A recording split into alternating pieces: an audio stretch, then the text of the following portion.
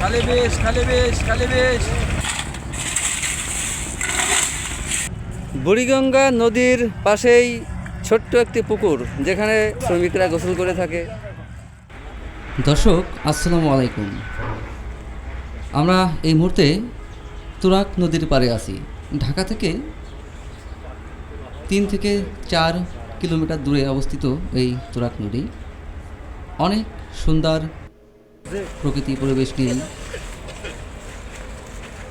এই তুরাগ নদী। আমরা দেখতে পাচ্ছি শ্রমিকরা কাজ করছে, বিভিন্ন ট্রলার জাহাজ থেকে বালি ওঠানো নামানো করতেছে।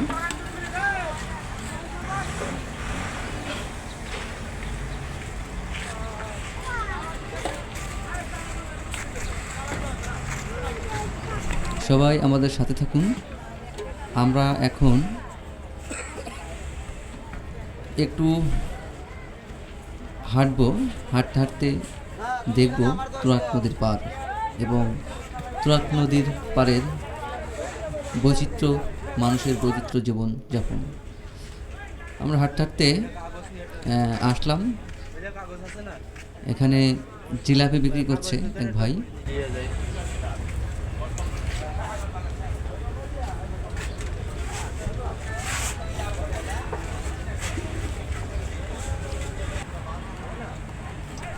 শ্রমিকরা কাজ করছেন,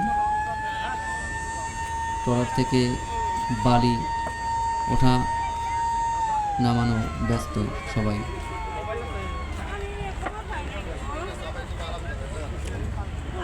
এখানে পুরুষ মহিলারা সবাই এক জোট বেঁধেই কাজ করে থাকে। হাঁটতে হাঁটতে আসলাম, দেখলাম মাত্র 20 টাকায় শীতের পোশাক বিক্রি করছেন এক ভাই। মাত্র 20 টাকায় শীতের পোশাক বিক্রি করছেন তিনি। সাধারণত আমরা জিজ্ঞেস করেছিলাম, তিনি বলল শ্রমিকরা এগুলো কিনে থাকেন।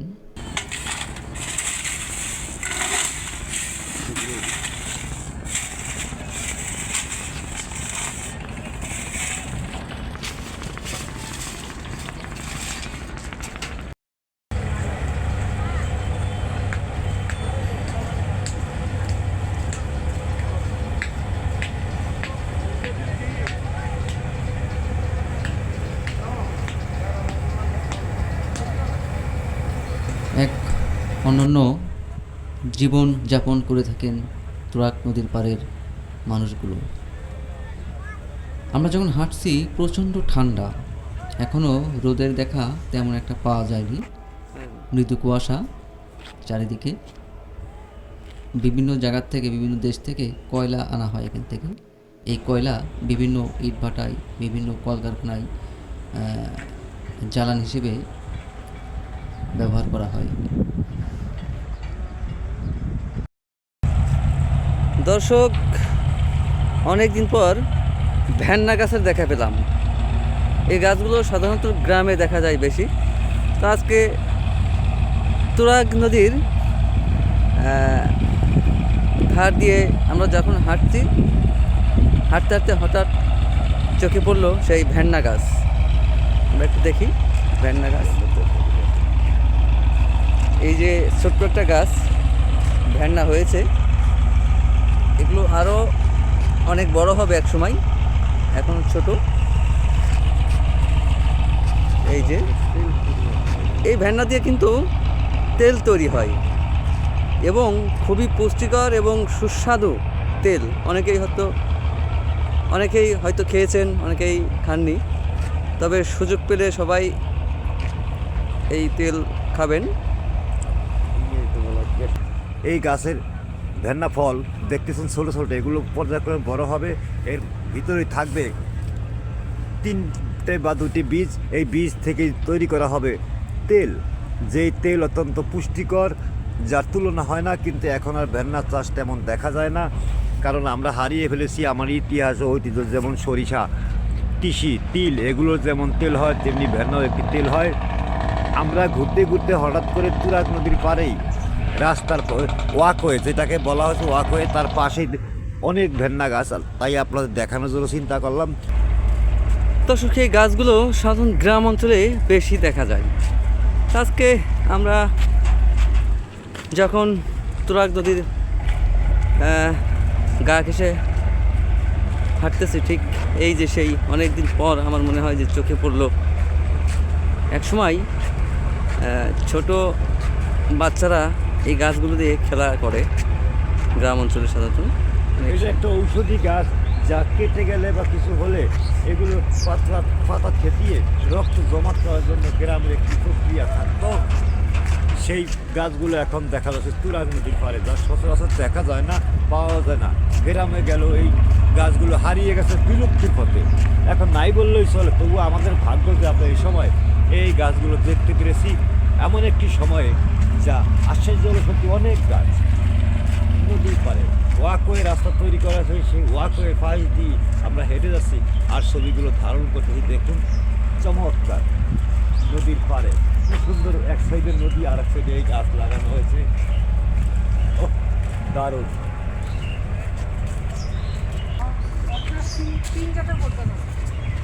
ধন্যবাদ ভাই। আমরা একটা তুরাগ নদীর পাড়ে দুইটি বট গাছ দাঁড়িয়ে আছে পাশাপাশি। এদের বয়স কেউ বলে 150 বছর, কেউ বলে 200 বছর, তবে আমরা সঠিক ইতিহাস এখনো জানতে পারি নাই, আমাদের অজানা।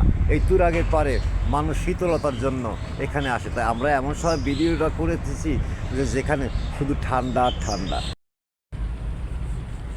মনোমুগ্ধকর ঘাস, কি সুন্দর দৃশ্য তুরাগ নদীর পাড়ে, দেখলে কার না ভালো লাগে।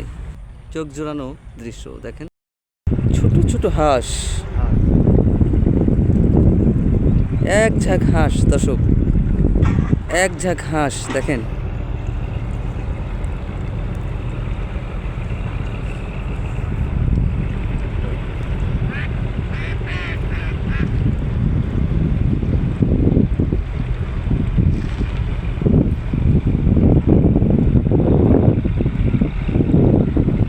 পাখি উড়ছে আকাশে, সুন্দর দৃশ্য।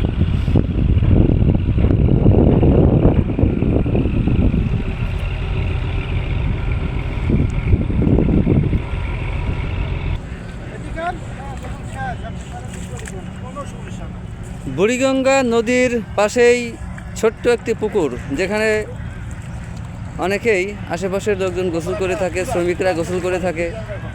তা আমরা প্রায় 2 ঘন্টা ধরে বুড়িগঙ্গা নদীর পাশ দিয়ে হাঁটতে হাঁটতে আমাদের বলতে পারেন প্যান্টে ধুলা জড়িয়ে গেছে, যে কারণে একটু হাত মুখ ধুয়ে ফ্রেশ হয়ে নিচ্ছে আমাদের আজম ভাই।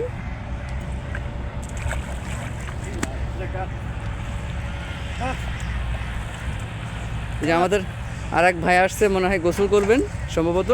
ভাই গোসল করবেন? ফ্রেশ হবেন? আচ্ছা, ভাইদের জন্য অনেক সুবিধা হয়েছে, ছোট্ট একটা পুকুর। সবাই সারাদিন কাজ করে, ধুলাবালি যখন গায়ে লাগে, এখানে এসে সেই গ্রামের মতন সবাই একটু হাত মুখ ধুয়ে ফ্রেশ হয়, কেউ গোসল করে। সুন্দর একটা জায়গা।